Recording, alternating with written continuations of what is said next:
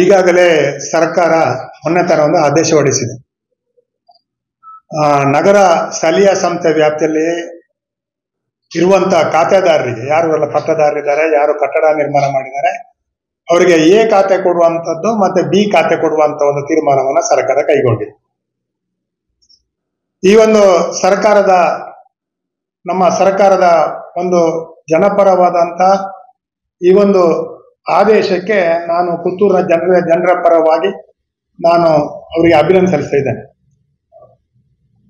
ಇವತ್ತು ಯಾಕೆ ಪತ್ರಿಕಾಗೋಷ್ಠಿಯನ್ನು ಕರೆದಂತ ಹೇಳಿದ್ರೆ, ಜನರಿಗೆ ಸ್ವಲ್ಪ ಗೊಂದಲ ಇದೆ. ಎ ಖಾತೆ ಏನು, ಬಿ ಖಾತೆ ಏನು, ಇದನ್ನು ಗೊಂದಲ ಮೂಡಿಸುವಂತ ಒಂದು ಕೆಲಸವನ್ನು ಕೂಡ ಕೆಲವು ದಲ್ಲಾಳಿಗಳು ಮಾಡ್ತಾ ಇದ್ದಾರೆ. ಈ ಆದೇಶ ಹೊರಟ ಬಳಿಕ ಇವತ್ತು ಬೆಳಿಗ್ಗೆವರೆಗೆ ನಾನಾ ರೀತಿ ಜನರ ಫೋನ್ ಇತ್ತು. ಯಾಕಂದ್ರೆ ಏನು ಸಮಸ್ಯೆ, ಅದು ಆಗ್ತದಾ, ಇದು ಆಗ್ತದಾ, ಅದು ಸರಿಯಾ, ಇದು ಸರಿಯಾ, ನಮಗೆಲ್ಲ ಖಾತೆ ಆಗ್ತದಾ, ಸಕ್ರಮ ಆಗ್ತದಾ, ಈ ರೀತಿಯ ಒಂದು ಜನರ ಒಂದು ಫೋನ್ನ ಮೂಲಕ ಕೇಳಿಕೊಂಡ ಪ್ರಕಾರ ಜನರಿಗೆ ಗೊಂದಲ ಇದೆ. ನಿಜವಾಗಿ ನಗರಸಭೆಯವರು ಇದ್ರ ಸ್ಪಷ್ಟೀಕರಣ ಕೊಡ್ಬೇಕಿತ್ತು. ಯಾವ ರೀತಿ ಖಾತೆ ಕೊಡುವುದು, ಯಾವ ರೀತಿ ಖಾತೆ ಕೊಡ್ಲಿಕ್ಕಿಲ್ಲ, ಯಾರಿಗೆ ಖಾತೆ ಕೊಡ್ಬೇಕು, ಯಾರಿಗೆ ಖಾತೆ ಕೊಡ್ಲಿಕ್ಕಿಲ್ಲ, ಎ ಖಾತೆ ಯಾರಿಗೆ ಕೊಡ್ಬೇಕು ಅಥವಾ ಬಿ ಖಾತೆ ಯಾರಿಗೆ ಕೊಡ್ಬೇಕು ಅಂತೇಳಿ ನಗರಸಭೆಯವರ ಪ್ರಕರಣ ಹೊರಡಿಸ್ಬೇಕಿತ್ತು. ಆದ್ರೆ ಇವತ್ತು ಅನಿವಾರ್ಯ ಕಾರಣ ನಾವು ಜನರಿಗೆ ತಿಳಿಸುವಂತ ಒಂದು ಕೆಲಸವನ್ನ ನಮ್ಮ ಮೂಲಕ ಮಾಡ್ತಾ ಇದ್ದೇವೆ. 2003ರಲ್ಲಿ ಒಂದು ಕಾನೂನು ತಿದ್ದುಪಡಿ ಆಯಿತು. ಅದಕ್ಕಿಂತ ಮೊದಲು ನಗರಸಭೆ ವ್ಯಾಪ್ತಿಯಲ್ಲಿ ಅಥವಾ ನಗರ ಸ್ಥಳೀಯ ಸಂಸ್ಥೆಯಲ್ಲಿ ಆನ್ಯುವಲ್ ರೆಂಟ್ ಮೂಲಕ ಅಂದ್ರೆ ARV ಮೂಲಕ ತೆರಿಗೆಯನ್ನು ವಸೂಲು ಮಾಡುವಂತ ಸಿಸ್ಟಮ್ ಇತ್ತು. ಆ ತೆರಿಗೆ ಸಿಸ್ಟಮ್ ಏಕೆ 4 ವರ್ಷಕ್ಕೊಮ್ಮೆ ಬರುವುದು, ಅಸೆಸ್ಮೆಂಟ್ ಆಫೀಸರು ಒಂದು ಲಾಡ್ಜಿಂಗ್ ಅಲ್ಲಿ ರೂಮ್ ಮಾಡಿ ಕೂತು ಯಾರು ಹಣ ಕೊಟ್ಟಿಲ್ಲ ಅವನಿಗೆ ಕಮ್ಮಿ, ಯಾರು ಕೊಟ್ಟಿಲ್ಲ ಅವನಿಗೆ ಜಾಸ್ತಿ ಟ್ಯಾಕ್ಸ್ ಹಾಕುವಂತ ಒಂದು ನಿಯಮ ಇತ್ತು. ಮೊದಲು ಹತ್ತಿರದ ಒಂದು ವ್ಯವಸ್ಥೆ ಇತ್ತು. ಅದರಲ್ಲಿ ಬಲ್ಲಾಂಡವನಿಗೆ ಜಾಸ್ತಿ, ಪುತ್ತೂರಿನ ಪೇಟೆಯವನಿಗೆ ಕಮ್ಮಿ. ಹೇಗೆ ದುಡ್ಡು ಕೊಟ್ಟವನಿಗೆ ಕಮ್ಮಿ, ದುಡ್ಡು ಕೊಡೋದವನಿಗೆ ಜಾಸ್ತಿ ಆಗುವಂತ ಒಂದು ವ್ಯವಸ್ಥೆ ಇತ್ತು. ಅದಕ್ಕೆ ಅಪೀಲ್ ಹೋಗುವಂಥದ್ದು, ಅದು ವರ್ಷಗಟ್ಟಲೆ AC ಕೋರ್ಟಲ್ಲಿ ಅಪೀಲಲ್ಲಿ ಇರುವಂಥದ್ದು, ಇದೆಲ್ಲ ದಿನನಿತ್ಯ ಜನರಿಗೆ ಒಂದು ತೊಂದರೆ ಆಗುವಂತ ವ್ಯವಸ್ಥೆ ಇತ್ತು. 2003ರಲ್ಲಿ SMS ನ ಗವರ್ಮೆಂಟ್ ಸರ್ಕಾರ ಇದ್ದಾಗ, ನಮ್ಮ ಕಾಂಗ್ರೆಸ್ ಸರ್ಕಾರ ಇದ್ದಾಗ ಸ್ವಯಂ ಘೋಷಿತ ಆಸ್ತಿ ತೆರಿಗೆಯನ್ನು ಜಾರಿಗೆ ತಂದರು. ಸ್ವಯಂ ಘೋಷಿತ ಆಸ್ತಿ ತೆರಿಗೆ ಅಂತ ಹೇಳಿದ್ರೆ ಅವರವರ ಆಸ್ತಿಯನ್ನ ಅವರೇ ಘೋಷಣೆ ಮಾಡುವಂಥದ್ದು, ಅವರವರ ಕಟ್ಟಡ ವಿಸ್ತೀರ್ಣವನ್ನ ಅವರು ಸ್ವಯಂ ಘೋಷಣೆ ಮಾಡಿ ಅದನ್ನ ಅವರು ಟ್ಯಾಕ್ಸ್ ಕಟ್ಟುವಂಥದ್ದು.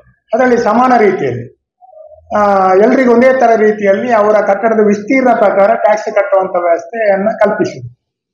ಆಗ ಒಂದು ಕಾನೂನಲ್ಲಿ ತಿದ್ದುಪಡಿ ಏನು ಮಾಡಿದ್ರು ಅಂತ ಹೇಳಿದ್ರೆ, ಅನಧಿಕೃತ ಕಟ್ಟಡಗಳು ಅದಕ್ಕೆ ತೆರಿಗೆ ಹಾಕ್ಲಿಕ್ಕೆ ಅವಕಾಶ ಇರಲಿಲ್ಲ. ಈಗ ಎಷ್ಟೋ ಜಾಗದಲ್ಲಿ ಅನಧಿಕೃತ ಕಟ್ಟಡ ಇದೆ, ಎಲ್ಲವೂ ಅವರು ಎಲ್ಲ ಸವಲತ್ತನ್ನು ಪಡ್ಕೊಳ್ತಾ ಇದ್ದಾರೆ. ಆದ್ರೆ ಅದನ್ನು ತೆರಿಗೆ ವ್ಯಾಪ್ತಿಗೆ ತರಲಿಕ್ಕೆ ಆಗಿರಲಿಲ್ಲ. ಈ ಒಂದು SCS ಅಂದ್ರೆ ಸೆಲ್ಫ್ ಅಸೆಸ್ಮೆಂಟ್ ಸಿಸ್ಟಮ್, ಸ್ವಯಂ ಘೋಷಿತ ಆಸ್ತಿ ತೆರಿಗೆಯ ಒಂದು ಕಾಯ್ದೆ ಅಡಿಯಲ್ಲಿ ಯಾವ್ದೆಲ್ಲ ಪ್ರಾಪರ್ಟಿಗಳಿವೆ ಅದಕ್ಕೆಲ್ಲ ಟ್ಯಾಕ್ಸ್ ಹಾಕಬೇಕು ಅಂತೇಳಿ ಒಂದು ಕಾನೂನನ್ನ ತಂದ್ರು. ಅದರಿಂದಾಗಿ ARV ಟ್ಯಾಕ್ಸ್ ಹೋಯ್ತು. ಅದರ ಮಧ್ಯೆ ಏನಾಯ್ತು ಅಂತ ಹೇಳಿದ್ರೆ 2005-6ರಲ್ಲಿ ಎಲ್ಲ ನಂತರ ಇಡೀ ಸರ್ವೆ ಮಾಡಿ ಪ್ರಾಪರ್ಟಿ ಸರ್ವೆ ಮಾಡಿಸಿದ್ರು ನಿರ್ಮಲ ನಗರ ಯೋಜನೆಯಲ್ಲಿ. ಆ ಪ್ರಾಪರ್ಟಿ ಸರ್ವೆಯಲ್ಲಿ ಯಾರ್ದೆಲ್ಲ ಕಟ್ಟಡಗಳಿವೆ, ಎಷ್ಟು ವಿಸ್ತೀರ್ಣ ಇದೆ, ಆ ವಿಸ್ತೀರ್ಣವನ್ನ ಇಲ್ಲಿ ಕಂಪ್ಯೂಟರ್ ದಾಖಲೆ ಮಾಡುವಂಥದ್ದು ಒಂದು E ಫಾರ್ಮ್ ಅಂತ ಇದೆ, ಅದರಲ್ಲಿ C ಫಾರ್ಮ್ ಅಂತ ಇದೆ, ಅದರಲ್ಲಿ ದಾಖಲೆ ಮಾಡಿ ಕಂಪ್ಯೂಟರ್ ಅಲ್ಲಿ ಗಣಕೀಕರಣ ಮಾಡುವಂತ ಒಂದು ವ್ಯವಸ್ಥೆ ಇತ್ತು.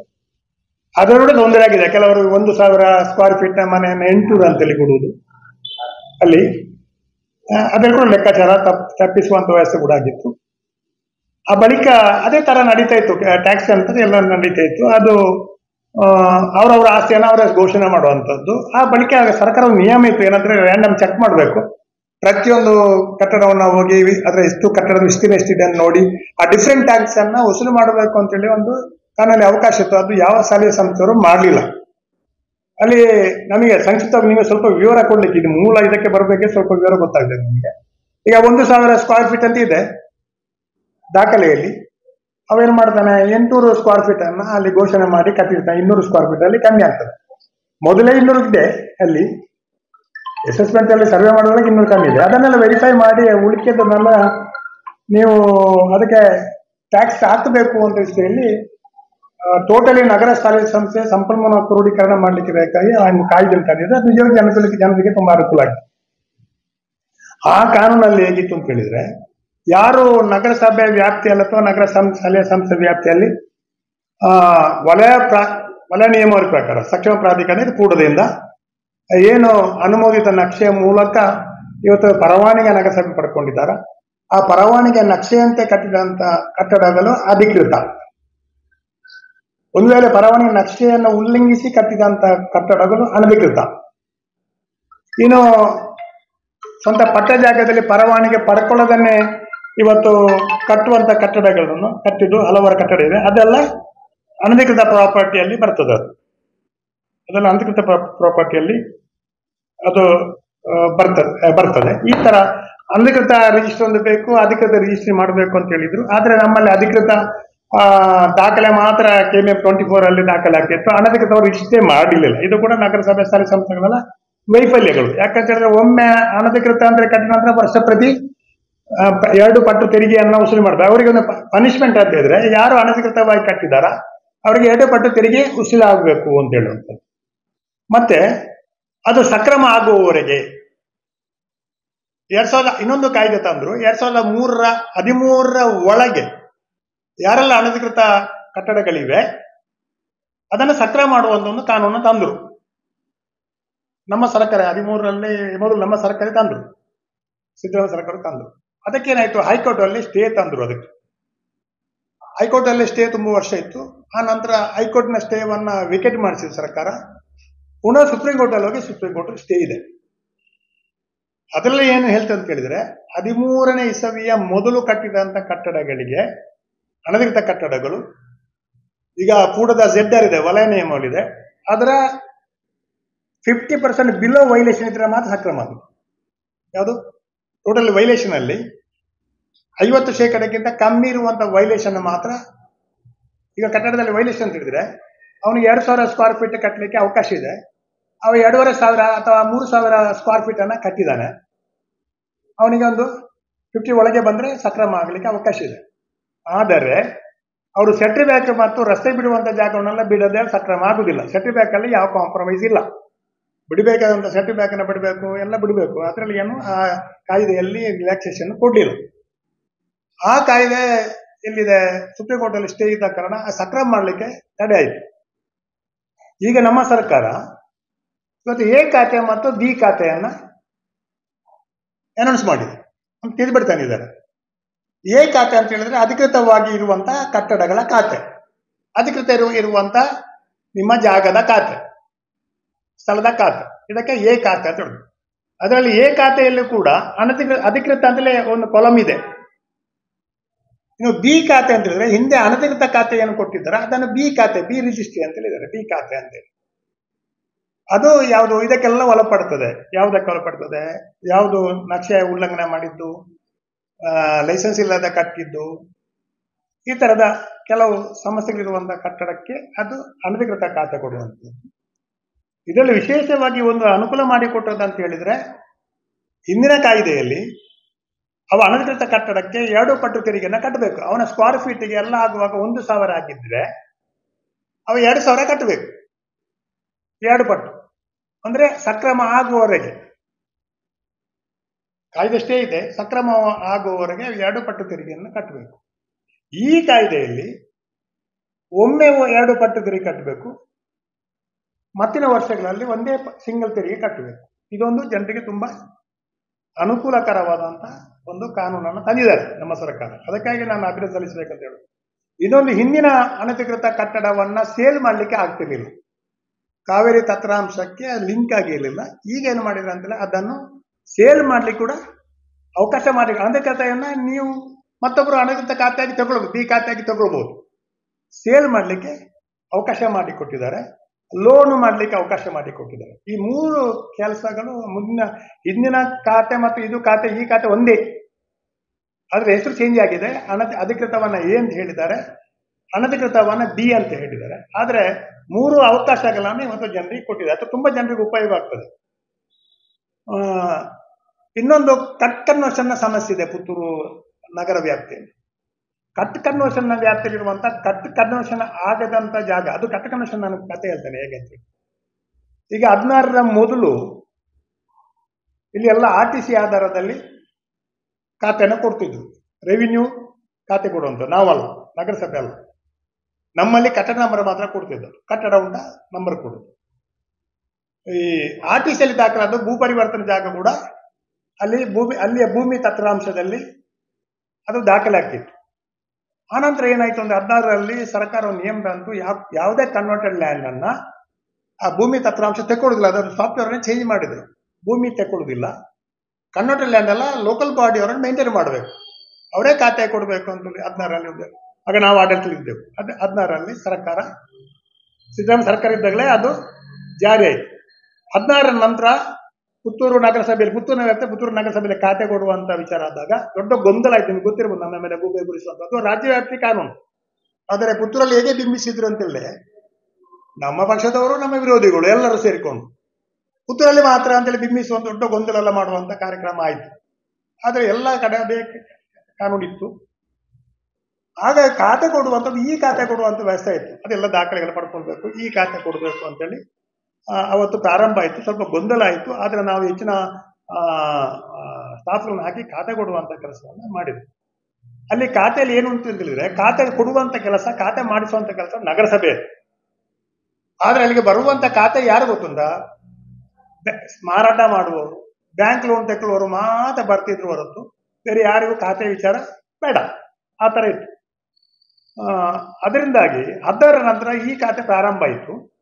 ಈ ಅಧಿಕೃತ ಅನಧಿಕೃತ ಅಂತಿತ್ತು. ಆದ್ರೆ ಅನಧಿಕೃತ ಖಾತೆ ಕೊಡುವಾಗ ಸ್ವಲ್ಪ ಗೊಂದಲ ಮಾಡ್ತಿದ್ರು ಯಾರು ನಮ್ಮ ನಗರಸಭೆಯಲ್ಲಿ ಅಧಿಕಾರಿಗಳು. ಅದನ್ನು ಸ್ವಲ್ಪ ಬೇರೆ ಬೇರೆ ರೀತಿಯಲ್ಲಿ ಬ್ರೋಕರ್ಗಳು ಬರುವುದು, ಅದು ಆಪೂಜಿ ಅಮಲ್ ಕೊಡೋದನ್ನ ಕಾಸು ಕೊಡೋದು ಅಂತ ಹೇಳುವಂಥದ್ದು, ಅದಕ್ಕೆಲ್ಲ ಶಾಮೀಲಾಗಿ ತೊಂದರೆ ಕೊಡುವಂತ ವ್ಯವಸ್ಥೆ ಇತ್ತು. ಆದ್ರೆ ಬಿ ಖಾತೆಯಲ್ಲಿ ಈಗ ಕೊಡ್ಲೇಬೇಕು ಅಂತಾಗಿದೆ. ಕೊಡ್ಲೇಬೇಕು, ಬಿ ಖಾತೆ ಕೊಡ್ಲೇಬೇಕು. ಟೈಮ್ ಕೊಟ್ಟಿದ್ದಾರೆ. ಮತ್ತೆ ಅಭಿಯಾನ ಮಾಡಬೇಕು, ಎಲ್ಲ ವಾರ್ಡ್ಗಳಲ್ಲಿ ಅಭಿಯಾನ ಮಾಡಿ ಜನರಿಗೆ ಅವೇರ್ನೆಸ್ ಕೊಡಬೇಕು, ನೀವು ಹೋಗಿ ಮಾಡಬೇಕು ಅಂತ ಹೇಳುವಂತ ಆದೇಶ ಮಾಡಿದ್ದಾರೆ. ಅದರಿಂದಾಗಿ ನಾನು ಜನರಿಗೆ ಹೇಳುವಂತದ್ದು, ಯಾರು ಕೂಡ ಇದನ್ನು ಮಿಸ್ಯೂಸ್ ಮಾಡಲಾಗಿ ನೋಡ್ಬಿಡಿ. ನಿಮಗೆ ಬಿ ಖಾತೆ ಬೇಕಿದ್ರೆ ನೇರವಾಗಿ ಅರ್ಜಿ ಕೊಟ್ಟು ಬಿ ಖಾತೆ ಪಡ್ಕೊಳ್ಳಿ, ಕೊಡ್ಲೇಬೇಕು. ಅದು ಈಗಾಗಲೇ ಪ್ರಾರಂಭ ಆಗಿದೆ, ವಾತಾವರಣ ಪ್ರಾರಂಭ ಆಗಿದೆ. ಈಗಲೇ ಗೊಂದಲ ಮೂಡಿಸುವಂತ ಕೆಲಸ ಆಗ್ತಾ ಇದೆ. ಇವತ್ತು ಅದು ಒತ್ತಡ ಹಾಕುವಂಥದ್ದು, ಟೆನ್ಷನ್ ಮಾಡಿಸುವಂತ ಕೆಲಸ ಆಗ್ತಾ ಇದೆ. ಏನ್ ಟೆನ್ಷನ್ ಆಗುವಂತ ಅವಶ್ಯಕತೆ ಇಲ್ಲ. ಬಿ ಖಾತೆ ಇದ್ರೆ ಅನಧಿಕೃತ ಖಾತೆನೆ ಹೋಗಿ ಪಡ್ಕೊಳ್ಳುವವರೆಗೆ ನೇರವಾಗಿ ಕೊಡಬಹುದು, ಸತಾಯಿಸುವ ಆಗಿಲ್ಲ. ಈ ತರದ ಒಂದು ಆದೇಶವನ್ನ ಈಗಿನ ಆದೇಶದಲ್ಲಿ ಮಾಡಿದ್ದಾರೆ. ಕಟ್ ಕನ್ವರ್ಷನ್ ಬಗ್ಗೆ ಅಂತ ಹೇಳಿದ್ರೆ, 1 ಎಕರೆ ಜಾಗದಲ್ಲಿ ಅಥವಾ 50 ಸೆಂಟ್ಸ್ ಜಾಗ ಟೋಟಲಿ ಕನ್ವರ್ಷನ್ ಆಗಿದೆ. 16ರ ಮೊದಲು RTC ಆಧಾರದಲ್ಲಿ ವ್ಯವಹಾರ ಮಾಡುವಾಗ ಈ ಸಿಂಗಲ್ ಲೇಔಟ್ ಬರ್ತಿರ್ಲಿಲ್ಲ, ಅಲ್ಲೇ ಟ್ರಾನ್ಸಾಕ್ಷನ್ ಆಗ್ತಿತ್ತು. ಆಗಲೂ ಆದೇಶ ಇತ್ತು. ಯೋಜನಾ ಪ್ರಾಧಿಕಾರದವರು ಮಾಡ್ತಿರ್ಲಿಲ್ಲ, ರಿಜಿಸ್ಟ್ರರ್ ಸಬ್ ರಿಜಿಸ್ಟ್ರರ್ ಮಾಡ್ತಿರ್ಲಿಲ್ಲ, ರೆವಿನ್ಯೂರು ಮಾಡ್ತಿರ್ಲಿಲ್ಲ. ಈ 16ರಲ್ಲಿ ಏನಾಯ್ತು ಅಂದ್ರೆ, 16ರಲ್ಲಿ ಮೇಲೆ RTC ಇತ್ತು. 20 ಸೆಂಟ್ಸ್ ಜಾಗ ಅಲ್ಲಿ 50 ಸೆಂಟ್ಸ್ ಅಲ್ಲಿ ಕಟ್ ಮಾಡಿ 20 ಸೆಂಟ್ಸ್ ನಿಮಗೆ ಕೊಟ್ಟಿದ್ದಾರೆ. 50 ಸೆಂಟ್ಸ್ ಕನ್ವರ್ಷನ್ ಆಗಿದೆ, 20 ಸೆಂಟ್ಸ್ ನೀವು RTC ಆಧಾರ ತಗೊಂಡಿದ್ದೀರಿ. 16ರ ನಂತರ ಏನಾಯ್ತು, ಇವರು ಮುನ್ಸಿಪಾಲಿಟಿಗೆ ಬಂದು ಖಾತೆ ಮಾಡಿಸುವಾಗ ನಿಮಗೆ ಖಾತೆ ಆಗುದಿಲ್ಲ. ಅದು ಕಟ್ ಕನ್ವರ್ಷನ್ ಆಗಿದೆ. ಕನ್ವರ್ಷನ್ ಕಟ್ ಮಾಡಿದ್ದಾರೆ, ಆಗುದಿಲ್ಲ ಅಂತ ಇರುವಂತ ಸಮಸ್ಯೆ ಈಗಲೂ ಇದೆ. ಅವತ್ತಿಂದ ಇವತ್ತು ಅದಕ್ಕೆ ಪರಿಹಾರ ಆಗಲಿಲ್ಲ. ಕಮ್ಮಿಯಲ್ಲಿ 2-3 ಸಾವಿರ ಜನರು ಇವತ್ತು ಕಟ್ ಕನ್ವರ್ಷನ್ ಸಮಸ್ಯೆಯನ್ನು ಇದ್ದಾರೆ. ಆದ್ರೆ ಇನ್ನೊಂದು ಹಿಂದಿನ ಲೇಔಟ್ಗಳಲ್ಲಿ ಹೇಗೆಂದ್ರೆ, ಒಂದೇ ಸರ್ವೆ ನಂಬರದಲ್ಲಿ ಲೆವೆನಿ ಮಾಡಿ ಬೇರೆ ಬೇರೆಯವರಿಗೆ ಲೆವೆನಿಯಲ್ಲಿ 10 ಸೆಂಟ್ಸ್ 7 ಸೆಂಟ್ಸ್ ತೆಕ್ಕೊಂಡು ಇಂಡಿವಿಜುವಲ್ ಅವರು ಕನ್ವರ್ಷನ್ ಮಾಡಿ ಇಲ್ಲಿ ಖಾತೆ ಮಾಡುವಂಥದ್ದು, ಸಿಂಗಲ್ ಲೇಔಟ್ ಮಾಡುವಂತ ವಿಚಾರ ಆಗ್ತಿತ್ತು. ಅದು ಕಾನೂನು ಬಾಹಿರವಾಗಿ. ಆದ್ರೆ ಇಲ್ಲಿ ಮಾಡ್ತಾ ಇದ್ರು. 2-3 ಪ್ರಕರಣಗಳಲ್ಲಿ ಅದು ಸಮಸ್ಯೆಯಾಗಿ ಇವತ್ತು ಆ ಒಂದೇ ಸರ್ವೆ ನಂಬರ್ ಇರುವಂತಹ ಸಿಂಗಲ್ ಲೇಔಟ್ ಮಾಡಬಾರದು ಅಂತ ಸರ್ಕಾರ ಸ್ಪಷ್ಟ ಆದೇಶ ಮಾಡಿದ ಕಾರಣ ಅವರಿಗೆ ಯಾರಿಗೂ ಇವತ್ತು ಖಾತೆ ಆಗುದಿಲ್ಲ. ಸಿಂಗಲ್ ಲೇಔಟ್ ಅಲ್ಲಿ ಈ ಕಟ್ ಕನ್ವರ್ಷನ್ ಇರುವಂತವ್ರು ಒಂದು. ಎರಡನೇದು ಕಟ್ ಕನ್ವರ್ಷನ್ ಅವರಿಗೆ ಖಾತೆ ಆಗ್ತಿರ್ಲಿಲ್ಲ. ಹೀಗಾಗಿ ಸರ್ಕಾರದ ಆದೇಶ ಏನು ಮಾಡಿದೆ ಅಂತಂದ್ರೆ, ಎಲ್ಲೆಲ್ಲ ಕಟ್ ಕನ್ವರ್ಷನ್ ಎಲ್ಲ ಸಮಸ್ಯೆ ಉಂಟು, ಯಾರೆಲ್ಲ ಈ ರೀತಿ ಸಮಸ್ಯೆಯಲ್ಲಿ ಒಳಗೊಂಡಿದ್ದಾರೆ ಅವ್ರಿಗೆ ಬಿ ಖಾತೆ ಕೊಡಬೇಕು ಅಂತ ಹೇಳುವಂತ ಆದೇಶವನ್ನು ಮಾಡಿದ್ದಾರೆ. ಆದ್ರೆ ಇಲ್ಲಿ ವಿಶೇಷವಾಗಿ ಒಂದು ಪಾಯಿಂಟ್ ಅಂತ ಜನರಿಗೆ ಗೊತ್ತಿಲ್ಲ. ಕಟ್ ಕನ್ವರ್ಷನ್ ಖಾತೆ ಕೊಡಬಹುದು ನಗರಸಭೆಯವರು, ಆದ್ರೆ ಕಟ್ ಕನ್ವರ್ಷನ್ ಖಾತೆ ಇಟ್ಕೊಂಡು ಮನೆ ಕಟ್ಟಲಿಕ್ಕೆ ಹೋದಾಗ ಸಿಂಗಲ್ ಲೇಔಟ್ ಆಗುದಿಲ್ಲ. ಅದು ಅಲ್ಲೇ ಸಿದ್ಧಪಡಿ ಆಗ್ಬೇಕು. ಎಲ್ಲಿ ಯೋಜನಾ ಪ್ರಾಧಿಕಾರದ ನಿಯಮಕ್ಕೆ ಸರ್ಕಾರದ ಕಾನೂನಿಗೆ ತಿದ್ದುಪಡಿ ಮಾಡಬೇಕು ಅಥವಾ ಅಲ್ಲಿ ಏನಾದ್ರೂ ಆದೇಶ ಆಗಬೇಕು. ಪ್ಲಾನಿಂಗ್ ಅಥಾರಿಟಿಗೆ ಹೋದಾಗ ಸಿಂಗಲ್ ಲೇಔಟಿಗೆ ಪರ್ಮಿಷನ್ ಕೊಡುವುದಿಲ್ಲ, ಸಿಂಗಲ್ ಲೇಔಟ್ ಆಗುದಿಲ್ಲ, ಯಾಕಂದ್ರೆ ಕಟ್ ಕನ್ವರ್ಷನ್ ಅಂತ ಹೇಳಿ. ಆದ್ರೆ ಆದ ಕಾರಣ ಇವತ್ತು ಯಾರಾದರೂ ಖಾತೆ ಬಿ ಖಾತೆ ಮಾಡಿಕೊಂಡವರು, ಅವ್ರಿಗೆ ಗೊತ್ತಿದ್ದವರು ಇನ್ನೊಬ್ಬರಿಗೆ ಮಾರಾಟ ಮಾಡ್ಲಿಕ್ಕೆ ಹೋಗ್ತಾರೆ. ಯಾವುದು ಕಟ್ ಕನ್ವರ್ಷನ್ ಸಮಸ್ಯೆಯನ್ನ ಇನ್ನೊಬ್ಬರ ತಲೆಗೆ ಹಾಕ್ಲಿಕ್ಕೆ ಅವರು ಜಾಗೃತರಾಗಬೇಕು. ಯಾಕಂದ್ರೆ ಕಟ್ ಕನ್ವರ್ಷನ್ ಖಾತೆ ಆಗಿದೆ ಅಂತ ಟ್ರಾನ್ಸ್ ಇವತ್ತು ಮಾರಾಟ ಮಾಡ್ಲಿಕ್ಕೆ ಆಗ್ತದೆ, ಎಲ್ಲೂ ಆಗ್ತದೆ. ಅದೇ ಮಾರಾಟ ಮಾಡಿ ತಕೊಂಡವನಿಗೆ ಮನೆ ಕಟ್ಟಬೇಕಿದ್ರೆ ಈ ಸಮಸ್ಯೆ ಇದೆ. ಇದು ಗೊಂದಲ ನಿವಾರಣೆ ಮಾಡ್ಲಿಕ್ಕೆ ನಾನು ಇವತ್ತು ಪತ್ರಿಕೋಷ್ಠಿ ಮಾಡುದು. ಯಾಕಂದ್ರೆ ಇದು ಸ್ಟಾರ್ಟ್ ಆಗಿದೆ, ಇವತ್ತು ಖಾತೆ ಮಾಡ್ಕೊಂಡು ಮಾರುವ, ನಮ್ಮ ತಲೆಯಲ್ಲಿ ತಲೆನೋವನ್ನ ಮತ್ತೊಬ್ಬರಿಗೆ ಹಾಕುವ ಅಂತೇಳಿ.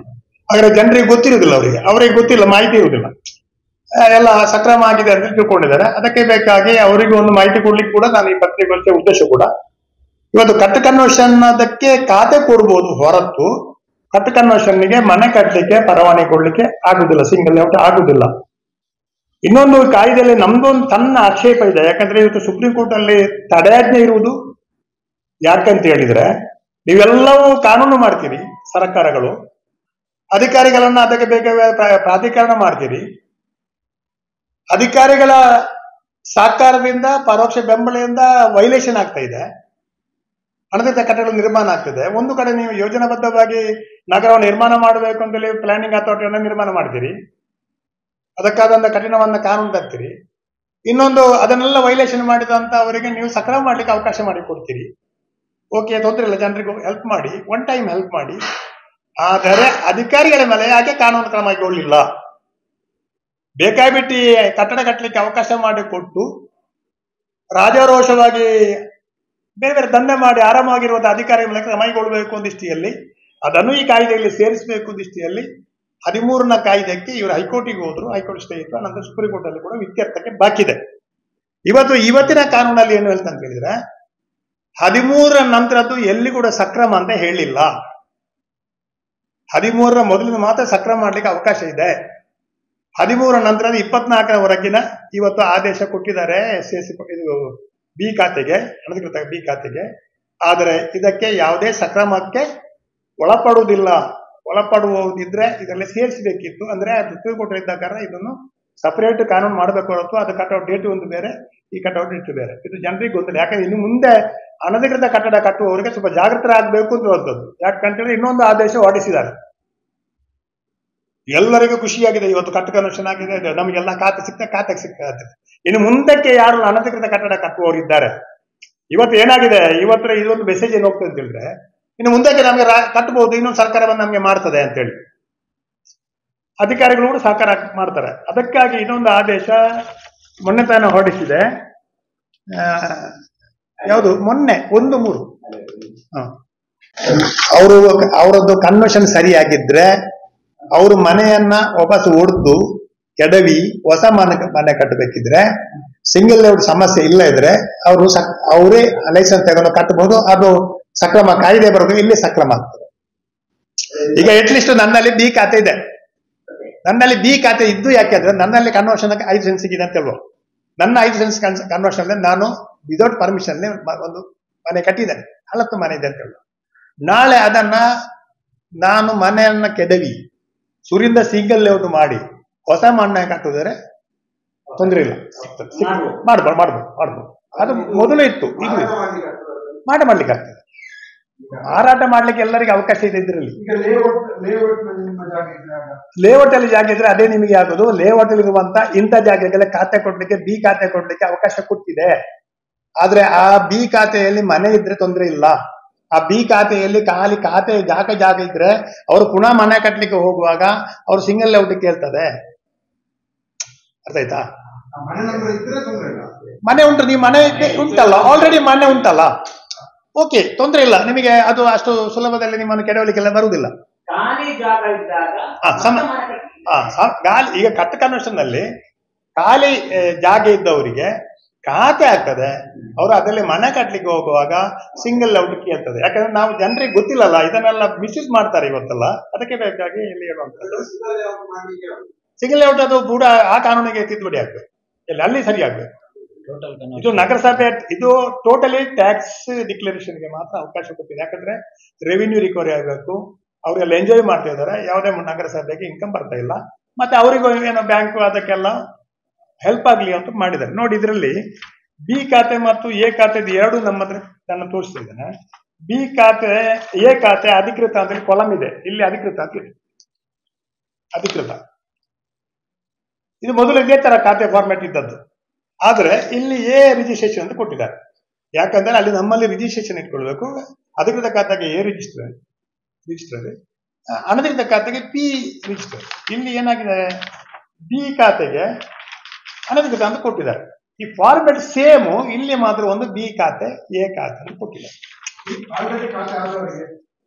ಬೇಡ ಬೇಡ ಬೇಡ, ಆಲ್ರೆಡಿ ಖಾತೆ ಆದವ್ರಿಗೆ ಬೇಡ, ಇನ್ನು ಖಾತೆ ಆಗುವವರಿಗೆ ಮಾತ್ರ. ಆಲ್ರೆಡಿ ಖಾತೆ ಅವರು ಇಟ್ಕೊಂಡು ಹೋಗ್ತಾ ಇದ್ದಾರೆ ವಾಪಸ್ಸು, ಯಾಕಲ್ಲ ಖಾತೆ ಒಂದು ಕೊರಲೆ ಮಾರ್ರೆ ಅಂತೇಳಿ, ಎ ಖಾತೆ ಕೊರಲೆ ಅಂತ ಹೇಳಿದ್ರೆ ಅವರಿಗೆ ಖಾತೆ ಇದೆ, ಅವ್ರಿಗೇನು ಸಮಸ್ಯೆ ಇಲ್ಲ.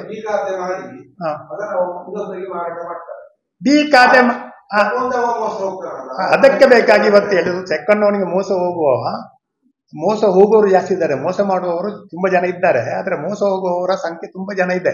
ಆದ್ರೆ ಇದನ್ನು ಸ್ಪಷ್ಟವಾಗಿ ನಾವು ಹೇಳುವಂತದ್ದು ನಮ್ಮ ಕರ್ತವ್ಯ. ಜನರು ಮಿಸ್ಗೈಡ್ ಇದ್ರೆ, ಒಂದು ವೇಳೆ ನಿಮಗೆ ಬಿ ಖಾತೆ ಇದ್ರೆ ನೀವು ಆ ಸುಲಭದಲ್ಲಿ ತಗೊಳ್ತೀರಾ? ವ್ಯಾಲ್ಯೂಯೇಷನ್ ಕಮ್ಮಿ ಮಾಡಿ ತಗೊಳ್ಳೋದು. 50 ಲಕ್ಷ ನೀವು 25 ಲಕ್ಷಕ್ಕೆ ಇಷ್ಟಿರಿ ಕೇಳಲ್ಲ, ಅದು ಬೇರೆ ವಿಚಾರ ಬೇರೆ. ಆದ್ರೆ ಕಟ್ ಕನ್ವರ್ಷನ್ ಜಾಗದಲ್ಲಿ ಸ್ವಲ್ಪ ಸಮಸ್ಯೆ ಇದೆ. ಇನ್ನೊಂದು ಆರ್ಡರ್ ಅಲ್ಲಿ ಏನಿದೆ ಅಂತ ಹೇಳಿದ್ರೆ, ನಾನು ಯಾಕೆ 13ರ ನಂತರದ್ದು ಸರ್ಕಾರ ಸಕ್ರಮ ಮಾಡುದಿಲ್ಲ ಅಂತ ಹೇಳೋದಕ್ಕೆ ಕಾರಣ ಅಂದ್ರೆ, ಈ 1/3ಕ್ಕೆ ಯಾವಾಗ ಮೊನ್ನೆ ಸರ್ಕಾರ ಒಂದು ಆದೇಶ ಮಾಡಿ ಈ ಅನಧಿಕೃತ ಕಟ್ಟಡವನ್ನು ತಡೆಯುವುದು ಹೇಗೆ?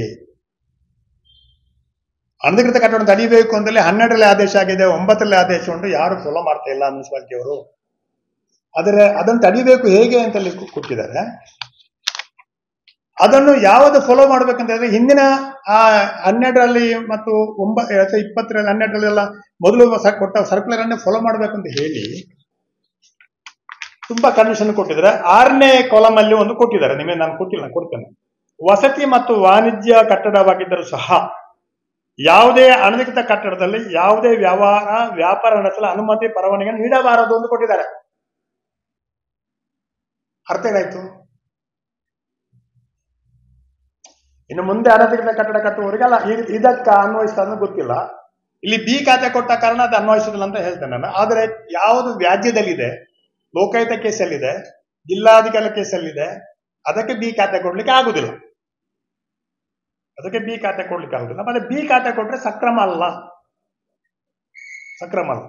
ಈ ಒಂದು ಕಾನೂನು ಪ್ರಕಾರ ಇನ್ನು ಮುಂದಕ್ಕೆ ಯಾವುದೇ ಅನಧಿಕೃತ ಕಟ್ಟಡ ಕಟ್ಟಿದ್ರೆ ಅದರಲ್ಲಿ ಯಾವುದೇ ವ್ಯವಹಾರ ಮಾಡ್ಲಿಕ್ಕೂ ಆಗುದಿಲ್ಲ. 2024ರ ನಂತರ ಇನ್ನು ಮುಂದಕ್ಕೆ ಕಟ್ಟಿದ್ರೆ ಯಾವುದೇ ಅದರಲ್ಲಿ ಕಮರ್ಷಿಯಲ್ ಕಾಂಪ್ಲೆಕ್ಸ್ಗೆ ಅಥವಾ ಅಂಗಡಿ ಇದ್ರೆ ಅಲ್ಲಿ ವ್ಯಾಪಾರ ಲೈಸೆನ್ಸ್ ಕೊಡ್ಲಿಕ್ಕೆ ಆಗುದಿಲ್ಲ, ಯಾವುದೇ ಇದನ್ನ ಕೊಡ್ಲಿಕ್ಕೆ ಆಗುದಿಲ್ಲ. ಅವ್ರು ಬೀಗ ಹಾಕಿ ಇಡಬೇಕಷ್ಟೇ.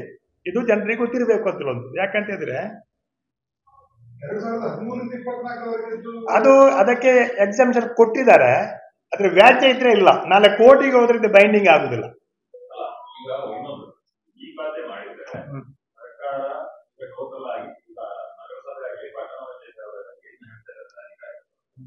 ಈ ಖಾತೆ ಈಗ ಒಂದು ಆಪ್ಷನ್ ಆಗಿ ಆಗ್ತಾ ಇದೆ.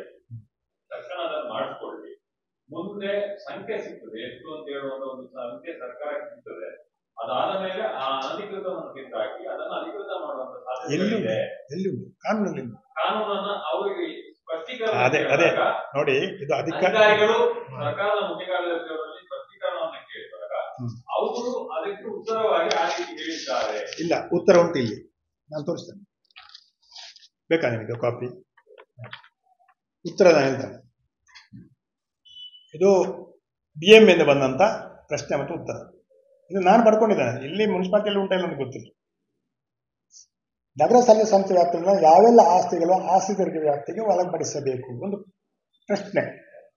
ಅದಕ್ಕೆ ಕರ್ನಾಟಕ ಪುರಸಭೆ ಅಧಿನಿಯಮ 64/94 ಮತ್ತು ಕರ್ನಾಟಕ ಪೌರ ನಿಗಮ ಅಧಿನಿಯಮ 76 ಪ್ರಕಾರ 110ರಲ್ಲಿ ವಿನಾಯಿತಿಗೊಳಪಟ್ಟ ಆಸ್ತಿಗಳನ್ನು ಹೊರತುಪಡಿಸಿ ಉಳಿದಂತ ಆಸ್ತಿ ತೆರಿಗೆ ವ್ಯಾಪ್ತಿಗೆ ಒಳಪಡಿಸಬೇಕು. ಆ ವಿನಾಯಿತಿ ಯಾವುದೇ ಕಟ್ಟಡ, ಸರ್ಕಾರಿ ಕಟ್ಟಡಕ್ಕೆ, ಸರ್ಕಾರದಲ್ಲಿ ಸರ್ಕಾರಿ ಕಟ್ಟಡ, ಈಗ AC ಆಫೀಸು, ಸೌಧ, ಅದಕ್ಕೆಲ್ಲ ತೆರಿಗೆ ವ್ಯಾಪ್ತಿ ಬರುವುದಿಲ್ಲ. ಲೈಸೆನ್ಸ್ ತಗೊಳ್ಬೇಕು. ಇನ್ನೊಂದು ಎ ರಿಜಿಸ್ಟರ್ ನಮಿಸಬೇಕಾದ ಆಸ್ತಿಗಳು ಯಾವುವು? ಎ ರಿಜಿಸ್ಟರ್ ನಮಿಸಬೇಕಾದ ಆಸ್ತಿಗಳನ್ನು ಈ ಕೆಳಗಿನ ಆಸ್ತಿಗಳನ್ನು ಅಧಿಕೃತ ಪರಿಗಣಿಸಿದ್ದು ಸದರಿ ಆಸ್ತಿಗಳನ್ನು ಎ ರಿಜಿಸ್ಟರ್ನಲ್ಲಿ ನಮಿಸಬೇಕಾಗಿದೆ. ಒಂದು ಗ್ರಾಮದಾನ, ಅದು ನಮಗೆ ಇಲ್ಲಿ ಬರುವುದಿಲ್ಲ, ಅದು ಘಟ್ಟದಲ್ಲಿ ಬರ್ತದೆ. ಸರ್ಕಾರ ಮತ್ತು ಸರ್ಕಾರ ನಿಗಮ ಮಂಡಳಿಗೆ ನೀಡದ ಹಕ್ಕುಪತ್ರಗಳು, ನಿವೇಶನ ಹಕ್ಕುಪತ್ರಗಳು, ಕಂದಾಯ ಇಲಾಖೆ 9(4)CC ಅಡಿ ನೀಡದ ಹಕ್ಕುಪತ್ರಗಳು, ಸಕ್ಷಮ ಪ್ರಾಧಿಕಾರ ಅನುಮೋದನೆಯಾದ ಬಡಾವಣೆಯಲ್ಲಿನ ಸ್ವತ್ತುಗಳು ಮತ್ತು ಅವರ ಪಟ್ಟಜಾಗ, ಇದು ಎ ಖಾತೆಯಲ್ಲಿ ಬರ್ತದೆ. ಬಿ ಖಾತೆಯಲ್ಲಿ ಕೇಳಿದರೆ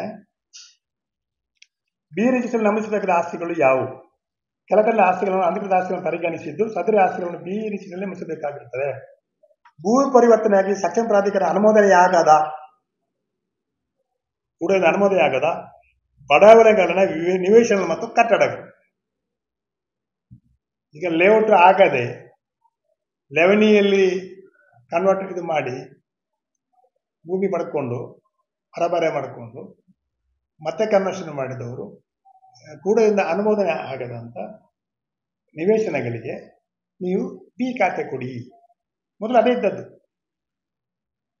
ಭೂ ಪರಿವರ್ತನೆ ಆಗದೆ ವಿಭಜನೆ ಮಾಡಿ ಅದೇ ವಿಭಜನೆ ಮಾಡಿ ನಿವೇಶನಗಳಾಗಿ ಮಾರಾಟ ಮಾಡಿರೋ ನಿವೇಶನ ಅಂದ್ರೆ ಲೆವೆನಿ ಇದು. ಅದು ಲೇಔಟ್ ಅನಧಿಕೃತ ಲೇಔಟ್, ಇದು ಲೆವೆನಿ ಇದು. ಇದಕ್ಕೆ ಮಾತ್ರ ನಿಮಗೆ ಬಿ ಖಾತೆ ಕೊಡಿ. ಇನ್ನೊಂದು, ಬಿ ರಿಜಿಸ್ಟರ್ ದಾಖಲಿಸಲಾಗುವ ಆಸ್ತಿಗಳಿಗೆ ಮೊದಲ ಬಾರಿಗೆ ಸ್ವತ್ತು ತೆರಿಗೆ 2% ತೆರಿಗೆಯನ್ನು, ನಂತರ ವರ್ಷದ ಸ್ವತ್ತು ತೆರಿಗೆಯನ್ನು ಮಾತ್ರ ವಿಧಿಸಿತು.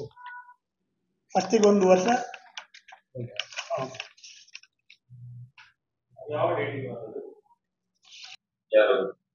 ಮಧುಸ್ಮಾನ್ ಅವರು ಹೇಳಿದ್ರು. ಹೌದು, ಅವರೇ ಮೊನ್ನೆ ಹೇಳಿದ್ರು, ನಾವು ಈಗ ಒಂದಷ್ಟು ಕ್ವಶನ್ ಅಂಡ್ ಆನ್ಸರ್ ಬಂದಿದೆ, ಅದಾದ ಮೇಲೆ ನಾವು ಪುನಃ ಒಂದಷ್ಟು ಕ್ವಶನ್ ಅನ್ನು ಹಾಕಿದೀವಿ, ಜನರಿಂದ ಬಂದಂತ ಕ್ವಶನ್ ಗಳನ್ನು ನಾವು ಹಾಕಿದ್ದೇವೆ. ನೀವು ಮೊನ್ನೆ ಸಾಮಾನ್ಯ ಸಭೆಯಲ್ಲಿ ಇದ್ದವರು ಅದ್ರ ನಂತರ ಏನ್ ಹೇಳಿದ್ರು ಅಂದ್ರೆ, ನಾವು ಈಗಾಗಲೇ ಬಂದಂತ ಕ್ವಶನ್ ಅಂಡ್ ಆನ್ಸರ್ ಅನ್ನು ನಾವು ನಗರಸಭೆಯ ಯಾರು ಸದಸ್ಯರಿದ್ದಾರೆ ಅವರ ಗ್ರೂಪ್ಗೆ ನಾವು ಹಾಕ್ತೇವೆ ಅಂತ ಹೇಳಿದ್ದಾರೆ. ಹಾಕಿದಾರೆ ನಮ್ಗೆ ಗೊತ್ತಿಲ್ಲ. ಇಲ್ಲ ಬಂದಿಲ್ಲ. ಇದು ಮಾತ್ರ ಬಂದದ್ದು, ಬೇರೆ ಬರಲಿಲ್ಲ. ಅಲ್ಲ ನಾನು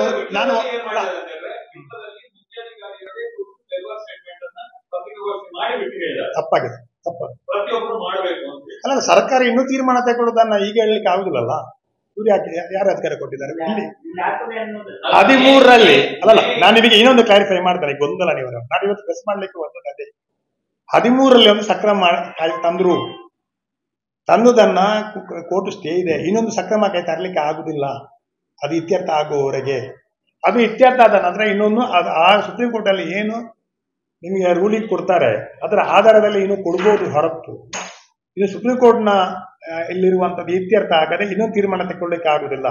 ಇನ್ನೊಂದು ತೀರ್ಮಾನ ಎಲ್ಲೋ ಒಂದೊಂದು ಸರ್ಕಾರ ತಗೊಂಡು ಹೋದ್ರೆ ಮತ್ತೆ ಈ ಪ್ಲಾನಿಂಗ್ ಅಥಾರಿಟಿಯನ್ನು ರದ್ದು ಮಾಡೋದು ಒಳ್ಳೇದು. ಯಾರು ಎಲ್ಲಿವರೆಗೆ ಕಟ್ಟಿಕೊಳ್ಳಿ. ಯೋಜನಾಬದ್ಧವಾದ ಸಿಟಿ ಆಗ್ಬೇಕು, ನಗರ ಆಗ್ಬೇಕು. ನನಗೆ ಯೋಜನಾಬದ್ಧ ನಗರ ಆಗ್ಬೇಕು ಅಂತ ಹೇಳಿದ್ರೆ ಒಂದು ಲೇಔಟ್ ಅಲ್ಲಿ 10 ಫೀಟ್ ಅಡಿಯಲ್ಲಿ ಅಷ್ಟೇ ಕೊಡ್ತಾನೆ, ಅವೆಲ್ಲ ಮನೆ ಕಟ್ತಾರೆ, ಮತ್ತೆ ಅಲ್ಲಿ ಪೊಲೀಸ್ ಇಡಬೇಕು, ಟ್ರಾಫಿಕ್ ಯಾರಾದ್ರೂ. ಯಾಕಂದ್ರೆ ಇವನ ಒಂದು ಕಾರ್ ಹೋಗುದಿಲ್ಲ, ಮತ್ತೆ ತಿರುಗಿಸ್ಬೇಕಾದ್ರೆ ಅವನ ಮತ್ತೊಂದು ಕಾಂಪೌಂಡ್ ನ ಗೇಟ್ ತಿರುಗಿಸ್ಬೇಕು. ಅರ್ಥ ಆಯ್ತಾ? ಇದು ಇನ್ನು ಅಷ್ಟು ಸುಲಭದಲ್ಲಿ ಆಗುದಿಲ್ಲ. ನಾನು ಅದು ಆಫ್ ದಿ ರೆಕಾರ್ಡ್ ಇದನ್ನ ಇದು ಮಾಡಬೇಡಿ.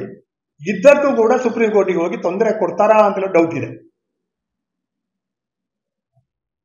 ನನಗೊಂದು ರಾಜ್ಯ ಮಟ್ಟದ ಅಧಿಕಾರಿ ಹೇಳಿದ್ದು, ಇದನ್ನು ಕೂಡ ಸುಪ್ರೀಂ ಕೋರ್ಟ್ ಅಲ್ಲಿ ಇದನ್ನು ಪ್ರಶ್ನೆ ಮಾಡಿದ್ರು, ಇದನ್ನು ಕೂಡ ಅದೇ ಇದೇ ಮಾಡ್ತಾರೆ ಅಂತ ಹೇಳುವಂತ ವಿಚಾರವನ್ನ ಮಾಡಿದ್ರೆ, ಅದಕ್ಕೆ ಬೇಕಾಗಿ ಇವರು ಏನನ್ನು ಹೇಳಲಿಲ್ಲ, ಅಷ್ಟೇ ಹೇಳಿದ್ದು. ಬಿ ಖಾತೆ ಕೊಡಿ, ಇಂಥವ್ರು ಕೊಡಿ, ಇದು ಕಾವೇರಿ ತಂತ್ರಾಂಶಕ್ಕೆ ಲಿಂಕ್ ಮಾಡಿದ್ದಾರೆ. ಬೈರೇಗೌಡರು ಹೇಳಿದ್ರು, ಕೃಷ್ಣ ಬೈರೇಗೌಡರು, ಟ್ರಾನ್ಸಿಷನ್ ಮಾಡ್ಬೋದು, ಲೋನ್ ಕೊಡ್ಬೋದು. ಲೋನ್ ಕೊಡುವಾಗ ಲೀಗಲ್ ಒಪಿನಿಯನ್ ಬರೀತಾನೆ ಲಾಯರ್, ಅದು ನೋಡ್ಲಿಕ್ಕೆ ಇರ್ಬೋದು.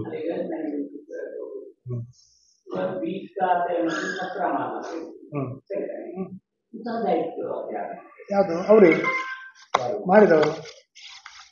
ಸ್ವಾಮಿ, ಇದು ನಿಮ್ಗೆ ಎಂಜಾಯ್ ಮಾಡಿದ್ರಲ್ಲ, ನೀವು ಟ್ಯಾಕ್ಸ್ ಕಟ್ಟಿ, ನೀವು ಕರೆಂಟ್ ತಗೊಳ್ಳಿ, ನೀವು ನೀರು ತಗೊಳ್ಳಿ, ನೀವು ಜೀವಿಸಿ ಆಗ್ತಿರ್ತದೆ ನೋಡಿ. ನಾನು ನಿಮಗೆ ಒಂದು ಖಾತೆಯದು ನಾನು ನಿಮಗೆ ಇಲ್ಲಿ ಕೊಡ್ತೇನೆ, ಫಾರ್ಮೆಟ್ ಕೊಟ್ಟು ನಾನು ಎಲ್ಲ ತಂದಿದ್ದೇನೆ.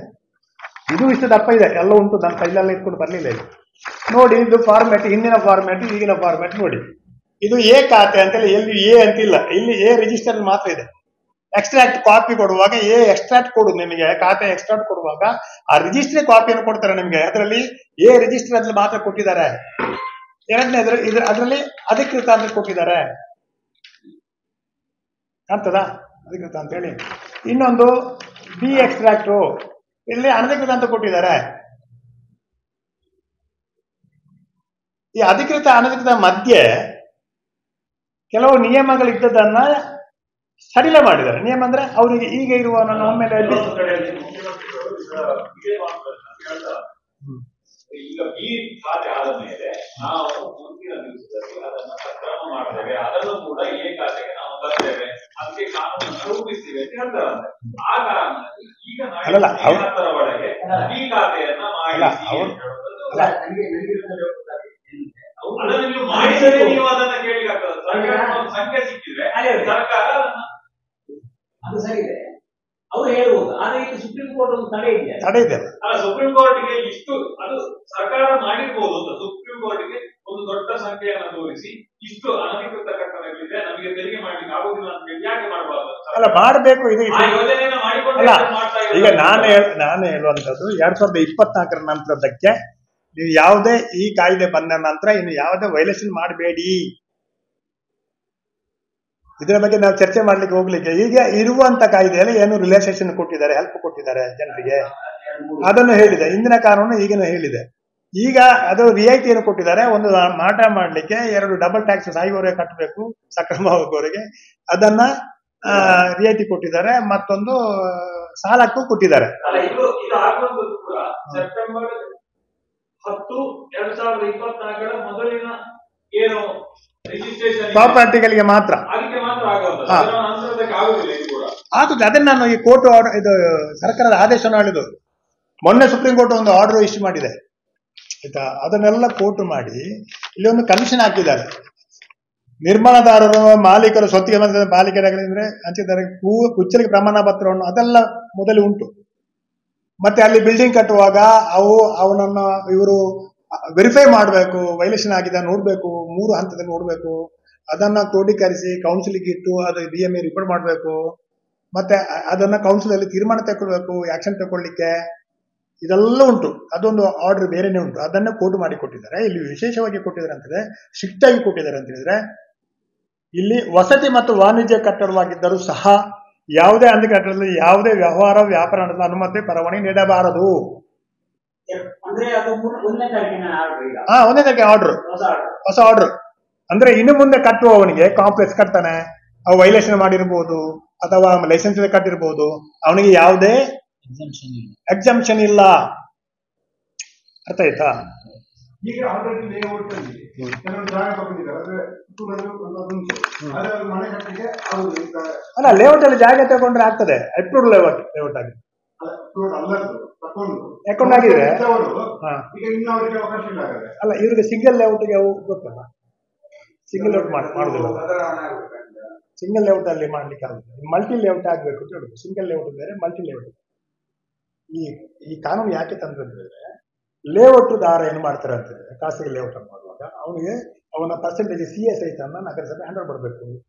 ಇಷ್ಟು ಮೀಟರ್ ಅಗಲದಲ್ಲಿ ರಸ್ತೆ ಅಭಿವೃದ್ಧಿ ಮಾಡಬೇಕು, ಡ್ರೈನೇಜ್ ಮಾಡಬೇಕು, ಅವನ ನೀರಿನ ವ್ಯವಸ್ಥೆ ಮಾಡಬೇಕು, ಎಲ್ಲ ಪೈಪ್ಲೈನ್ ಅವನೇ ಹಾಕಬೇಕು, ಕನ್ನಡ ವ್ಯವಸ್ಥೆ ಮಾಡಬೇಕು, ಎಲ್ಲ ಅಭಿವೃದ್ಧಿ ಮಾಡಿ ಅವನು ಮಾರಾಟ ಮಾಡಬೇಕು.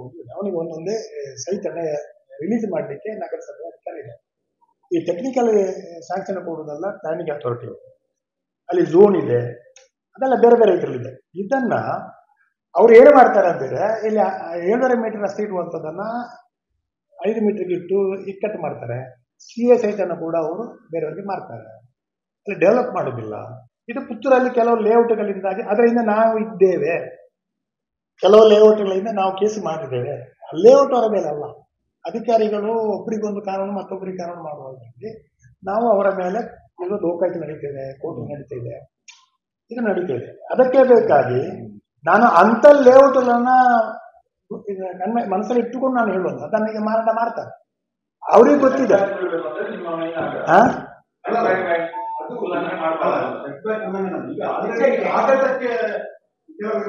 ಇಲ್ಲ, ಈಗ ನೀವು ಒಂದು ಸಿಂಗಲ್ ಮನೆ ಕಟ್ಟಿದಿರಿ, ಕಟ್ಟಿದಿರಿ, ಲೈಸೆನ್ಸ್ ಕಟ್ಟಿದ್ರೆ ನೀವು ಸಿಂಗಲ್ ಲೇಔಟ್ ಮಾಡ್ಲೇಬೇಕಲ್ಲ. ಇದೆ ಸ್ವಾಮಿ. ಕಾಲ ತೆರಿಗೆ ಸಿಸ್ಟಮ್ ಅಲ್ಲಿ ಒಂದು ರಿಯಾಯಿತಿ ಕೊಟ್ಟದ್ದು ಅಧಿಕೃತ ಏನು ಅನಧಿಕೃತ ಏನು ಟ್ಯಾಕ್ಸ್ ಡಿಕ್ಲರೇಷನ್ಗೆ ಟ್ಯಾಕ್ಸ್ ಡಿಕ್ಲರೇಷನ್ ಮಾಡಬೇಕೆ ಸ್ವಲ್ಪ ಸ್ವಯಂ ಘೋಷಿತ ಆಸ್ತಿ ತೆರಿಗೆಯಲ್ಲಿ ಸ್ವಲ್ಪ ರಿಯಾಯಿತಿನ ಕೊಟ್ಟಿದ್ದಾರೆ. ಅಧಿಕೃತವನ್ನು ಎ ಖಾತೆ ಅಂತ ಹೇಳುವಂಥದ್ದು, ಅನಧಿಕೃತವನ್ನ ಬಿ ಖಾತೆ ಅಂತ ಹೇಳುವಂಥದ್ದು ಸೇಮ್. ಅದು ಇನ್ನೊಂದು ಇದು ಒಂದೇ, ಆದ್ರೆ 3 ರಿಲ್ಯಾಕ್ಸೇಷನ್ ಕೊಟ್ಟಿದ್ದಾರೆ. ಅದಕ್ಕೆ ನಾವು ಸರ್ಕಾರಕ್ಕೆ ಅಭಿನಂದನೆ ಸಲ್ಲಿಸ್ತಾ ಇದ್ದೇವೆ. ಮುಖ್ಯಮಂತ್ರಿಗಳಿಗೆ, ಉಪಮುಖ್ಯಮಂತ್ರಿ ಡಿ ಕೆ ಶಿವಕುಮಾರ್ ಅವರಿಗೆ, ಸಿದ್ದರಾಮಯ್ಯ ಅವರಿಗೆ, ಮತ್ತೆ ಪರವಳಿ ಸಚಿವರಿಗೆ ಇದಕ್ಕೆ ನಾವು ಅಭಿನಂದನೆ, ಮತ್ತೆ ನಗರ ಸಚಿವರಿಗೆ ಬೈರೆ ಸುರೇಶ್ ಮತ್ತೆ ರಹೀಂ ಖಾನ್, ಇವರು 4 ಜನಕ್ಕೆ ನಾವು ವಿಶೇಷವಾಗಿ ಅಭಿನಂದನೆ ಸಲ್ಲಿಸ್ತಾ ಇದ್ದೇನೆ. ಯಾಕಂತ ಹೇಳಿದ್ರೆ ಆ 3 ರಿಲ್ಯಾಕ್ಸೇಷನ್ ಮಾಡಿದ ಕಾರಣ, ಮತ್ತೆ ಇನ್ನೊಂದು ಅನಧಿಕೃತ ಖಾತೆ ಕೊಡ್ತಾನೆ ಇರಲಿಲ್ಲ, ಬಿ ಖಾತೆ ಕಡ್ಡಾಯ ಕೊಡ್ಬೇಕಂತ ಹೇಳುವ ಕಾರಣ ಜನರಿಗೆ ಆ ತೊಂದರೆ ಆಗುವಂಥದ್ದು ಕಿರಿಕಿರಿ ಆಗ್ತದೆ. ಆದ್ರೆ ಈಗೂ ಕೂಡ ಅದು ಮಾಹಿತಿ ಕೊಡುವ ನಮ್ಮ ಜವಾಬ್ದಾರಿ. ಅದಕ್ಕೆ ನಾನು ಮಾಹಿತಿ ಕೊಡ್ತಿದ್ದೆ. ಯಾಕಂದ್ರೆ ಇದರ ಬಗ್ಗೆ ಸ್ವಲ್ಪ ನಾವು ತುಂಬಾ ಹೋರಾಟ ಮಾಡಿದ್ದೇವೆ. ಇದರ ಬಗ್ಗೆ ಸ್ಟಡಿ ಮಾಡಿ ಏನು ಸಾಧಕ ಬಾಧಕ ತಿಳ್ಕೊಂಡ ಕಾರಣ ಸ್ವಲ್ಪ ನಮಗೆ ಗೊತ್ತಿದ್ದ ಮಾಹಿತಿಯನ್ನ ಜನರಿಗೆ ಅವರು ಮೋಸ ಹೋಗ್ಬಾರ್ದಲ್ಲ.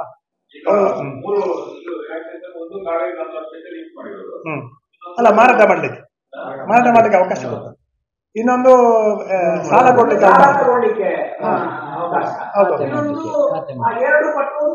2 ಪಟ್ಟು ಅಂದ್ರೆ ಮತ್ತೆ 2 ಸಾವಿರ ಕಟ್ಟಡ ಬರಬೇಕಲ್ಲ. ಇದು ಒಮ್ಮೆ ಕಟ್ಟಿದ್ರೆ ಮತ್ತೆ 1 ವರ್ಷ ಕಟ್ಟಬೇಕು. ಮತ್ತೆ ಒಂದು ಹೇಳ್ತೇನೆ ನಾನು, ಮುನ್ಸಿಪಾಲಿಟಿಯಲ್ಲಿ ಏನಿತ್ತು ಅಂತ ಹೇಳಿದ್ರೆ ಒಮ್ಮೆ ಅನಧಿಕೃತ ಖಾತೆ ಕೊಟ್ಟಿರ್ತಾರೆ, ರಿಜಿಸ್ಟರ್ ಮೇಂಟೈನ್ ಮಾಡಿರ್ಲಿಲ್ಲ. ಬರುವ ವರ್ಷನೂ ಅನಧಿಕೃತ ಖಾತೆಗೆ ಟ್ಯಾಕ್ಸ್ ವಸೂಲು ಮಾಡಬೇಕಿತ್ತು. ಎಷ್ಟೋ ಟ್ಯಾಕ್ಸ್ ಬಾಕಿ ಆಗಿದೆ. ಅದು ನಮ್ಮ ಅಧಿಕಾರಿಗಳ ನಿರ್ಲಕ್ಷ್ಯದಿಂದ ಬಾಕಿ ಆಗಿದೆ. ಈಗ ಅವರಿಗೆಲ್ಲ ಎಕ್ಸಾಮಿಷನ್ ಸಿಗ್ತದೆ. ಈಗ ನಾನು ಇದನ್ನ ಹೇಳಿ ಇನ್ನೊಂದು ಕತೆ ಹೇಳಿಕ್ಕೆ ಹೋದ್ರೆ ಇನ್ನು 2024 ನಂತರದಕ್ಕೆ ಯಾವುದಕ್ಕೆ ಸಕ್ರಮ ಆಗುದಿಲ್ಲ. ನೀವು ನಾಳೆ ಮಾಡ್ತಾರೆ ಅಂತ ಹೇಳಿ ಇದನ್ನ ಇದನ್ನೊಂದು ಮಾಡಬಹುದು ಸರ್ಕಾರ ಮಟ್ಟದಲ್ಲಿ, ಅದು ಅವರ ಮಟ್ಟದಲ್ಲಿ ಆಗೋದು ನಾವು ಹೇಳಲಿಕ್ಕೆ ಆಗುದಿಲ್ಲ. ಆದ್ರೆ ಸುಪ್ರೀಂ ಕೋರ್ಟ್ ತಡೆಯಾಜ್ಞೆ ಇರುವ ಕಾರಣ ಸುಪ್ರೀಂ ಕೋರ್ಟ್ ನ ಜಡ್ಜ್ಮೆಂಟ್ ಬರುವವರೆಗೆ ಇದನ್ನು ಇತ್ಯರ್ಥ ಮಾಡ್ಲಿಕ್ಕೆ ಆಗುದಿಲ್ಲ. ಸುಪ್ರೀಂ ಕೋರ್ಟ್ ಅಲ್ಲಿ ಮಾಡಿ ಸರಿ ಅಂತಿದ್ರೆ ಇನ್ನೊಂದು ಪ್ರಪೋಸಲ್ ನ ಕಳಿಸಬಹುದು. ಆದ್ರೆ ಲಾಸ್ಟ್ ಟೈಮ್ 1 ಟೈಮ್ ಕಳಿಸಬಹುದು, ಮತ್ತೆ 2024 ನಂತರ ಕಳಿಸುವುದಿಲ್ಲ. ಬರೆದು ಕೊಡ್ತಾರೆ. ಮನೆ ಕಟ್ಟು ಅವರಿಗೆ ಅವ್ರು ಮಿಸ್ಗೈಡ್ ಆಗ್ಬಾರ್ದಲ್ಲ, ಅವ್ರಿಗೆ ಮಾಹಿತಿ ಅಂದ್ರೆ ಇಲ್ಲಿ ಏನಾಯ್ತು ಗೊತ್ತಿಲ್ಲ, ಅದು ಅವ್ರಿಗೆ ಗೊತ್ತಾಗ್ತದೆ. ಈಗ ನನ್ನಲ್ಲಿ ಒಂದು ಕಟ್ಟಕನುಷ್ಠಾನದಲ್ಲಿ ಖಾತೆ ಉಂಟು, ಮೊದಲು ಮಾಡಿಕೊಟ್ಟಿದ್ದಾರೆ. ಅನಧಿಕೃತ ಖಾತೆ ಅಧಿಕೃತವಾದ ಖಾತೆ ಮಾಡ್ಕೊಳ್ಳೋದು. ನಾನೇನು ಮಾಡ್ತಾರೆ, ನಾನು ನಿಮಗೆ ಕುಮಾರ್ ನಿಮಗೆ ನಾನು ಸೇಲ್ ಮಾಡ್ತೇನೆ, ನೀವೇನು ಮಾಡ್ಕೊಂಡು ನಿಮಗೆ ಗೊತ್ತಿರುವುದಿಲ್ಲ. ಅಥವಾ ಈಗಿನ ಇದರಲ್ಲಿ ಬಿ ಖಾತೆ ಮಾಡಿ ನಿಮಗೆ ಸೇಲ್ ಮಾಡ್ತೇನೆ ನಾನು. ನೀವು ತಿಳ್ಕೊಳ್ಳೋದು ಇನ್ನೂ ಸಕ್ರಮ ಆಗ್ತದೆ ಅಂತ ನೀವು ಹಣ ಕೊಟ್ಟು ತಗೊಂಡು ನೀವು ಮನೆ ಕಟ್ಲಿಕ್ಕೆ ಹೋಗ ಅಲ್ಲಿ ಬಾಕಿ ಆಗ್ತದೆ. ಆ ಸಮಸ್ಯೆ ನೀವು ಸಿಕ್ಕಾಕೊಳ್ಬೇಡಿ, ಯಾರು ಸಿಕ್ಕಾಕೊಳ್ಬೇಡಿ ಅಂತ ನಾನು ಮಾಡಿದ್ದು ಅಷ್ಟೇ.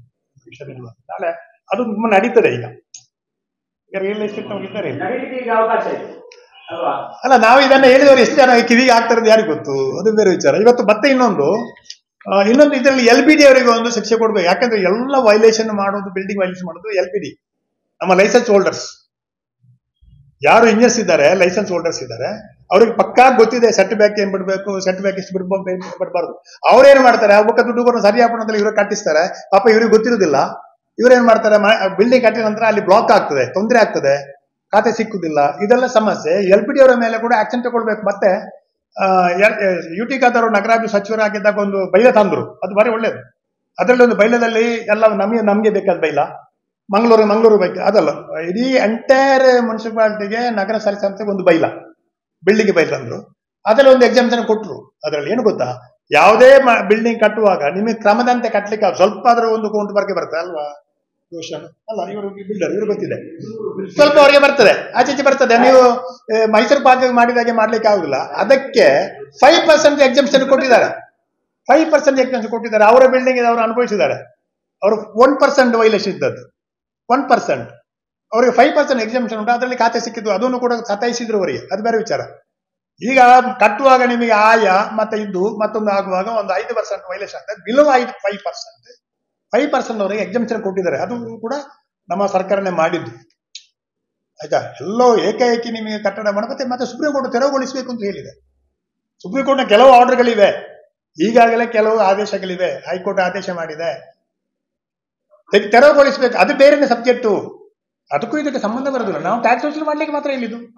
ನಾಳೆ ಸರ್ಕಾರ ಏನ್ ಹೇಳ್ತೇವೆ ಗೊತ್ತುಂಟ, ನಾವೇನು ಸಕ್ರಮ ಮಾಡಿಲ್ಲ, ನಾವು ಟ್ಯಾಕ್ಸ್ ವಸೂಲು ಮಾಡಿ, ನಾವು ಟ್ಯಾಕ್ಸ್ ಮಾತ್ರ ವಸೂಲು ಮಾಡ್ಲಿಕ್ಕೆ ಹೇಳಿದ್ದು, ಸಾಲ ಕೊಡಿ ತೊಂದರೆ ಇಲ್ಲ ಅಂತ ಹೇಳಿದ್ದು. ನಾವೇನು ಬಿಲ್ಡಿಂಗ್ ಅನ್ನ ಸಕ್ರಮ ಮಾಡ್ಲಿಕ್ಕೆ ಹೇಳಿಲ್ಲ ಅಂತ ಹೇಳಿ. ಹಾಗೆ 10% ಯಾವುದೇ ಬಿಲ್ಡಿಂಗ್ ವಾಣಿಜ್ಯಕ್ಕೆ ಬಳಸುವ ಇದೆಲ್ಲ 10% ಅಲ್ಲ. ನೀವು ಟೋಟಲಿ 1,000 ಸ್ಕ್ವೇರ್ ಫೀಟ್ ಬಿಲ್ಡಿಂಗ್ ಕಟ್ಟುವಾಗ 5% ಎಷ್ಟಾಯ್ತು? 5% ಅಂದ್ರೆ 50 ಸ್ಕ್ವೇರ್ 50 ಸ್ಕ್ವೇರ್ ಫೀಟ್. ಅದು ದೊಡ್ಡ ವಿಷಯ ಅಲ್ಲ. ಇಲ್ಲಿ ಆದ್ರೆ ಕೃಷಿಕರಿಗೆ ಹೇಳ್ತಿದ್ದೆ, ಕಂದಾಯ ಅಧಿನಿಯಮದಲ್ಲಿ ಹೇಳ್ತದೆ, ಲ್ಯಾಂಡ್ ಓನರ್ ಎಷ್ಟು ಲ್ಯಾಂಡ್ ಇದೆ ಅವನಿಗೆ ಓನರ್ಗೆ ಅದರ 10% ಯಾವ ಬಿಲ್ಡಿಂಗ್ ಅನ್ನು ಕಟ್ಬೋದು, ಅದನ್ನು ಡೆಮಾಲಿಷ್ ಮಾಡಿ ಹಾಕು ಸರಿಯಾದ ಇಲ್ಲ ಅಂತ ಹೇಳಿ. ಬೇರೆ ಬೇರೆ ಎಲ್ಲ ಕಾರಣಕ್ಕೂ ಒಂದಕ್ಕೆ ಒಂದು ತಾಳೆ ಇಲ್ಲ ಇವ್ರೆ. ನಾನು ಒಂದೇ ಈಗ ಕನ್ವರ್ಷನ್ ಮಾಡಬೇಕು ಕೂಡ ಬಿಲ್ಡಿಂಗ್ ಕಟ್ಬೋದು. ಈಗ ಒಂದು ಗೊಂದಲ ಇದೆ. 2000 ಮೊನ್ನೆ ಕೊಟ್ಟ ಆದೇಶದಲ್ಲಿ ಯಾವುದೇ ಅಂತರ್ಗತ ಕಟ್ಟಡಕ್ಕೆ ನೀವು ವ್ಯವಹಾರ ಲೈಸೆನ್ಸ್ ಕೊಡಬಾರ್ದು ಅಂತ ಹೇಳಿದೆ. 2024 ನಂತರ ಅಂತ ಹೇಳಿಲ್ಲ. ಇಲ್ಲಿ ಇಂದಿನ ಕಾನೂನನ್ನ ಈ ಸರ್ಕ್ಯುಲರ್ ಅನ್ನ ಫಾಲೋ ಮಾಡಬೇಕು ಅಂತ ಹೇಳಿದೆ.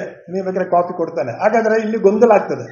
ಕೊಡ್ಬೇಕಾ ಬೇಡುವ ಬಿ ಖಾತೆ ಕೊಟ್ಟ ಕೂಡಲೇ ಲೈಸೆನ್ಸ್ ಅವನಿಗೆ ಪರವಾನಗಿ ಲೈಸೆನ್ಸ್ ಕೊಡ್ಬೇಕು ಅಂತಿಲ್ಲ. ಬಿ ಅಲ್ಲ, ನಾನು ನಿಮಗೆ ಇದು ಪ್ರೆಸ್ಸಿಗೆ ಬರಬೇಕು ಅಂತ ನಿಮಗೆ ಒಮ್ಮೆ ಕ್ಲಿಯರ್ ಆಗಲಿ ಅಂತ ಹೇಳುವಂಥದ್ದು. ಬಿ ಖಾತೆ ಕೊಟ್ಟ ಕೂಡಲೇ ಅವನಿಗೆ ವ್ಯಾಪಾರ ಲೈಸೆನ್ಸ್ ಉದ್ಯಮ ಪರವಾನಗಿ ಕೊಡ್ಬೇಕು ಅಂತ ಏನು ಹೇಳಿಲ್ಲ. ಇದೆಲ್ಲ ಗೊಂದಲ ಇದೆ. ಗೊಂದಲಕ್ಕೆ ಅಂದರೆ ಇದನ್ನು ಸರಿಯಾಗಿ ಓದಿದ್ರೆ ಗೊತ್ತಾಗ್ತದೆ. ಇಲ್ಲಿ ಸರ್ಕ್ಯುಲರ್ 60 ಪೇಜ್ ಉಂಟು. ಯಾವುದು ಎ ಖಾತೆ ಬಿ ಖಾತೆಯದ್ದು 60 ಪೇಜ್ ಉಂಟು, ಗೊತ್ತುಂಟು. ಅದನ್ನು ಓದ್ಬೇಕಾದ್ರೆ ಒಂದು ದಿವಸ ಬೇಕು, ಅರ್ಥ ಆಗ್ಬೇಕು. ಅತ್ತೆ, ಇದು ನನ್ನ ಬರ್ಡೇ ಗಿಫ್ಟ್. ಇದೆಲ್ಲ ಜೀವನದಲ್ಲಿ ನನಗೋಸ್ಕರ ತಗೊಂಡ್ಬಂದಿದ್ದಾರೆ. ನಿನ್ ಮೇಲೆ ತುಂಬಾ ಚೆನ್ನಾಗಿ ಕಾಣುತ್ತೆ. ಇದು ತುಂಬಾ ಚೆನ್ನಾಗಿದೆ ಅಲ್ವಾ? ತುಂಬಾ ಚೆನ್ನಾಗಿದೆ.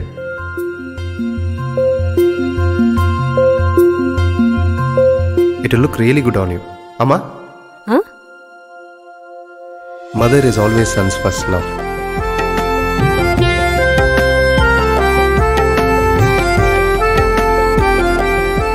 ಪ್ರತಿ ಪೀಳಿಗೆಯ ಪ್ರೀತಿಯ ಮಳಿಗೆ ಜಿಎಲ್ ಆಚಾರ್ಯ ಜುವೆಲ್ಲರ್ಸ್.